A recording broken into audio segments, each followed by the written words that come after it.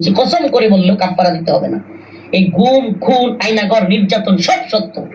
এই গুজব লীগ যত গুজব ছড়া, আয়নাঘর যারা তৈরি করেছে এরাও জানে আয়নাঘর ছিল এবং এখানে টর্চার হইতো। আওয়ামী লীগের যারা নেতৃত্ব স্থানীয় এরাও জানে আয়নাঘর আছে এবং ভিকটিম যারা এরা তো জানেই এটা সূর্য এবং চন্দ্র যেমন সত্য এটাও সত্য, আয়নাঘর ছিল আছে। এখন আয়নাঘরের যে আলামতগুলো নষ্ট করা হয়েছে, আমি আমার আমার কথা বলি। আমি র্যাব ওয়ানে আমি র্যাব ওয়ানের যেই টর্চার সেল বা র্যাব ওয়ানের যেই ঘুম গড় ওগুলোতে ছিলাম।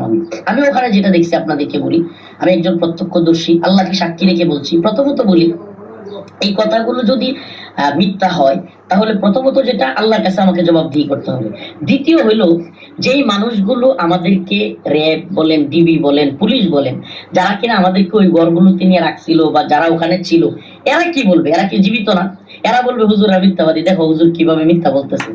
তা আমরা তো, আল্লাহ মাফ করুক, এইভাবে মানে ওদের কাছে আমরা সম্মানী। ওরা আমাদেরকে টর্চার করেছে, নিয়েছে, কিন্তু ওরা আমাদেরকে বিশ্বাস করে, মিথ্যাবাদী মনে করে না, আওয়ামী লীগের মতো। তো এরা কি বলবে যে হুজুররা দেখো মানে দিনে দুপুরে মিডিয়ার সামনে মিথ্যা বলতেছে। আমরা তো মিথ্যা বলতে পারি না। তো আমি র্যাব ওয়ানে যেটা দেখছি, আমি নিজে আমার চোখ লাগায়া প্রথমে চোখের মধ্যে কাপড় পেঁচাইয়া পিছনে এইভাবে হ্যান্ডকাপ লাগিয়ে নিয়ে যাওয়া হয়েছে। আমি সংক্ষিপ্ত করতেছি। নেওয়ার পরে ভিতরে যেটা দেখছি ছোট্ট একটা ঘর, আপনাদেরকে বলি। আমি এই ভিডিও কিছু মিডিয়াতে বা কিছু কিছু জায়গায় আলামত গুলো প্রকাশ পাইছে, কিন্তু আপনি দেখেন প্রধান উপদেষ্টা যেই আয়নাগরে গিয়েছে এটা হলো ডিজিএফআই এর আয়নাগর। আমি এখানে যাই নাই, ওই সব বিষয়গুলো আমি বলতে পারবো না ডিজিএফআই এর আয়নাগরে। কিন্তু আলামত যে নষ্ট হয়েছে, আমরা যেহেতু অন্যান্য জায়গায় এই গড়গুলো দেখছি, তাইলে বোঝা যায় যে আলামত গুলো নষ্ট করছে, প্লাস্টার করছে, ছোট রুম গুলোকে বড় করে ফেলছে। এই যে আলামত গুলো নষ্ট করছে, চেয়ারের যে ইয়া দেখাচ্ছে এরকম না, এগুলো নষ্ট করছে। কারণ তারা অভ্যুত্থানে দেশের জনতার পাশে ছিল, অভ্যুত্থানে ছাত্রদের পাশে ছিল। কিন্তু আজকে কেন তারা আয়নাঘর 7 মাস সরকারকে বা সাংবাদিকদেরকে বাধাগ্রস্ত করলো, এবং তারা বাধাগ্রস্ত করার কারণে আজকে এই আওয়ামী লীগ গুজব লীগ আজকে এই গুজব ছড়াইতে পারতেছে। প্রথমেই যদি তারা ঢুকতে দিত সরকারকে, তাহলে বা মিডিয়াকে, আজকে এই অবস্থাটা হইতো না। তবুও এরা গুজব ছড়াইতো, যেখানে ওরা মুগ্ধকে স্নিগ্ধ বানিয়ে দেয়।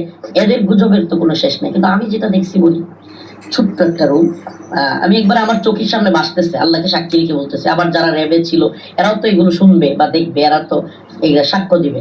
সাক্ষ্য এমনিতে দিবে না মিডিয়ায়, কিন্তু এটা তো বাস্তবতা, ওরা তো দেখবে আমাদের ভিডিওগুলো। আপনার কবরের মতো, একবারে ফুল একটা কবর, এতটুকু ছোট, আপনার 4 থেকে 5 ফিট বা এরকম, আর একেবারে একেবারে 1 থেকে 1.5 ফিট এতটুকু, ওই যে টুলটার মতো হবে লম্বাটা, বা একটু বেশি হতে পারে এরকম একটা ঘর, হালকা একটু বেশি হতে পারে, 4-5 ফিট এরকম লম্বা। এখানেই টয়লেট, এখানেই টয়লেট, কোনো উঁচু বেড়া নাই, কিন্তু কিছু নাই। এখানেই টয়লেট, এখানেই রাখা হয়, এখানেই খাওয়া, এখানেই ঘুম। আর কি করে ওরা বড় বড় ফ্যান ছেড়ে রাখে, যাতে করে এক রুমের আওয়াজ আর এক রুমে না যায়।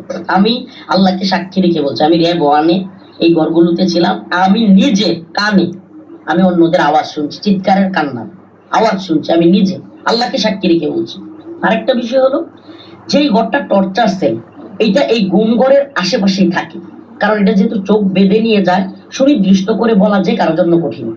এবং আরেকটা বিষয় বলি, আয়নাগরের প্রত্যেকটা জায়গা কিন্তু একই রকম না। কারণ আমি কেন বলতে পারতেছি, আমি কারাগারে, রিমান্ডে অনেকের সাথে কথা বলেছি। এটা আমি বলি, আমি অনেক ঘুম ঘরে থাকা অনেকের সাথে আমি কথা বলেছি, যারা বিভিন্ন ধরনের কথা মানে পেশ করেছে।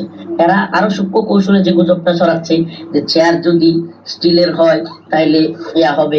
আসলে এরা তো জীবনে কেউ আয়নাঘরে যাওয়ার দরকার হয়নি, এদের তো কারো আয়নাঘরে যাওয়ার দরকার হয়নি। আয়নাঘরে গিয়েছে দেশের আলেম ওলামা, এদেশের অনেক ছাত্র জনতা, এদেশের অনেক জামাত ইসলামী হেফাজতের নেতাকর্মীরা, এরা গিয়েছে, বিএনপির নেতাকর্মীরা এরা গিয়েছে। তো এরা তো আওয়ামী লীগের যারা গুজব ছড়াচ্ছে এরা তো যাবে না। এদের কেন্দ্রীয় নেতারা জানে, এদের হাসিনা জানে, এদের মানে প্রত্যেক বড় বড় নেতারা জানে এখানে। এমনকি আমি আপনাদের কি বলি, আমাদের চোখ বাঁধা অবস্থায় আমি যেটা ফিল করি, আওয়ামী লীগের নেতারা সামনে ছিল এবং যখন টর্চার করা হইতো এরা দেখছে এগুলো। এগুলো এরা দেখছে কেন? কারণ এরা মজা নিত। তার না হলে রিমান্ডের সময় আমাদেরকে নির্যাতনের সময় হাত বাঁধা বা চোখ এভাবে বেঁধে রাখবে কেন? এবং মানে একজন আর একজনকে ইশারা দিয়ে যে দুষ্টামি করতেছে, মজা করতেছে, এগুলো আমরা শুনেছি, এগুলো আমাদের কানে আসতো, আমাদের চোখ লাগানো থাকলো। সূর্যের আলো যেমন সত্য, আল্লাহকে সাক্ষী রেখে বলছি, কসম করে বললেও কাফারা দিতে হবে না। এই গুম খুন আয়নাঘর নির্যাতন সব সত্য। এই গুজব লীগ যত গুজব ছড়া, এরা যত গুজব ছড়াইতে পারে, এদের কাছে স্নিগ্ধকে এরা মুগ্ধ বানিয়ে দিবে।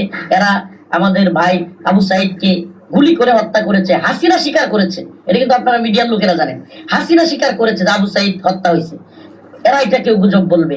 এরা এই দেশের হাজার হাজার ছাত্র জনতাকে গুলি করে হত্যা, এটাকে গুজব বলবে। এরা শাপলা চত্বরে গুম খুন, শাপলা চত্বরে রাতের আধারে গুলি করে নিরীহ ছাত্রদেরকে, তৌহিদি জনতাকে মেরে ফেলা, এটাকে মানে গুজব ছড়াবে, এটা মিথ্যা বলবে। এরা সব কিছুকে মিথ্যা বলবে। খালি বলেন যে আপা আসতেছে, এটাই সত্য। খালি আপা আসতেছে এটা ছাড়া এদের কাছে কোনো সত্য নাই। এদের কাছে গুম খুন নির্যাতন সব মিথ্যা। এই জন্য আমি এদের কাছে আমাদের দাওয়াত থাকবে, দাওয়াতের ভাষায়, যে এত কিছু দেখার পরে, কসমকে উলামায়ে কেরাম বলার পরে এখনো যদি তোদের ফিরে আসার জায়গা থাকে, তাহলে তওবা করে ফিরে আস, না হলে আল্লাহর কাছে কোনো ক্ষমা নাই এদের। কারণ যে পরিমাণে নির্যাতন এদেশের মানুষের উপর, জনতার উপর, ছাত্রদের উপর, আলেম উলামাদের উপর এরা করছে, কনফার্ম তওবা করে ফিরে না আসলে আল্লাহ পাক এদের কাউকে ক্ষমা করবে না।